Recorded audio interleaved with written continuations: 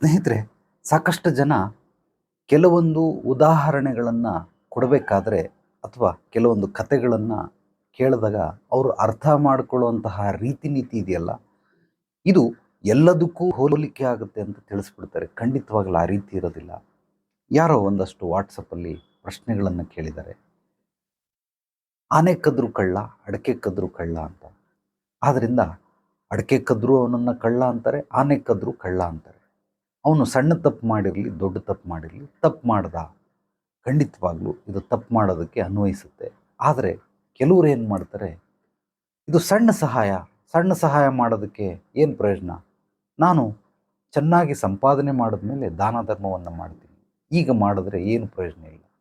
ನಾನು ಅವನು 1 ರೂಪಾಯಿ ಕೊಟ್ಟರೆ ಪಾಪ ಅವನಿಗೂ ಬೇಸರ ಆಗುತ್ತೆ ಭಿಕ್ಷುಕನಿಗೆ. ನಾನು ಅದೇ 100 ರೂಪಾಯಿ ಕೊಟ್ಟರೆ ಖುಷಿ ಆಗುತ್ತೆ, ಆದ್ದರಿಂದ 100 ರೂಪಾಯಿನೇ ಕೊಡ್ತೀನಿ, ಸ್ವಲ್ಪ ಸಮಯದಲ್ಲಿ ಕೊಡ್ತೀನಿ ಅಂತ. ಖಂಡಿತವಾಗಲಿಲ್ಲ. ನಾವು ಯಾವ ಕಥೆಗಳನ್ನು, ಉದಾಹರಣೆಗಳನ್ನು ಅಥವಾ ಘಟನೆಗಳನ್ನು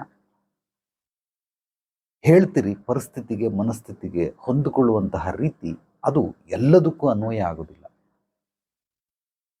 ಒಂದು ಸಣ್ಣ ಪಕ್ಷಿ, ನೇರಳೆ ಹಣ್ಣಿನ ಗಾತ್ರದಂಥ ಪಕ್ಷಿ, ಅದು ಒಂದೊಂದೇ ಕೆರೆಗೆ ಹೋಗುತ್ತೆ, ಗುಡುಕು ನೀರನ್ನು ಎಳ್ಕೊಳ್ಳುತ್ತೆ, ಅಲ್ಲಿ ಬಂದು ಕಾಡ್ಗಿಚ್ಚು ಬೆಂಕಿ ಹಾರಿಸ್ತಾ ಇರುತ್ತೆ.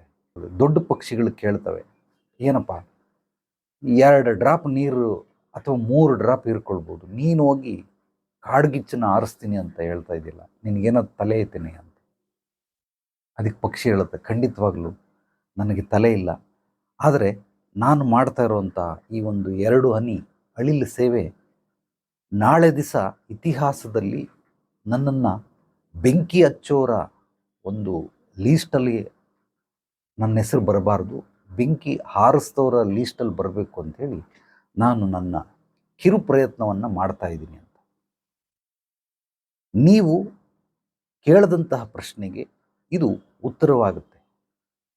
ಆನೆ ಕದ್ರು ಕಳ್ಳ, ಅಡಕೆ ಕದ್ರು ಕಳ್ಳ, ಅದು ಬೇರೆ ವಿಷಯಕ್ಕೆ, ಬೇರೆ ಪರಿಸ್ಥಿತಿ ಮನಸ್ಥಿತಿಗೆ. ಈಗ ನಾನು ಹೇಳಿದಂತಹ ವಿಚಾರ ಸಣ್ಣದಾಗಿ ನಾವು ಇತಿಹಾಸದಲ್ಲಿ ನೆಗೆಟಿವ್ ವ್ಯಕ್ತಿಗಳಾಗಿ ಉಳಿದೇನೆ ಪಾಸಿಟಿವ್ ವ್ಯಕ್ತಿಗಳಾಗಿ ಉಳಿಯೋದಕ್ಕೆ, ಬೆಂಕಿ ಹಚ್ಚೋರ ಲೀಸ್ಟಲ್ಲಿ ಸೇರ್ಕೊಳ್ದೇನೆ ಬೆಂಕಿ ಆರಿಸುವವರ ಲೀಸ್ಟಲ್ಲಿ ಸೇರಿಕೊಂಡಿದ್ರೆ ಆ 2 ಹನಿ ಕೂಡ ಮಹತ್ವವನ್ನು ಪಡ್ಕೊಳ್ಳುತ್ತೆ. ನಾನು ಹೇಳಿರೋದನ್ನು ಆಳವಾಗಿ ಅಧ್ಯಯನ ಮಾಡಿ, ಮನನ ಮಾಡಿ, ನಿಮಗೆ ಅರ್ಥವಾಗುತ್ತೆ.